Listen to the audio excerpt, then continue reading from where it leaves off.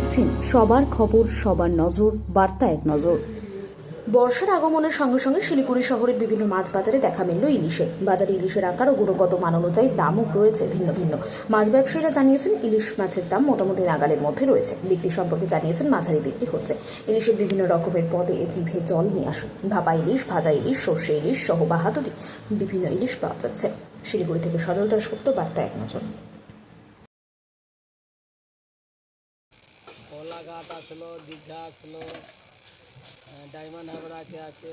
কি দাম আছে মাছের? 1000 টাকা। 1000 টাকা। তো কাস্টমারের চাহিদা কেমন তাদের? মোটামুটি মোটামুটি আছে। এবছর কি দামটা তুলনামূলক বেশি না কম? গতবারের তুলনায় কমে দাম আছে, বিক্রি হচ্ছে না। বিক্রি হচ্ছে না কেন? বিক্রি হচ্ছে না কি মনে করছেন আপনি একজন ব্যবসায়ী?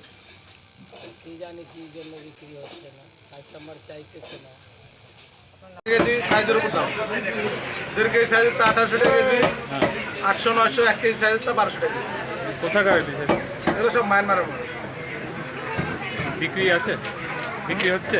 আছে মোটামুটি। নামটা বলবেন একটু?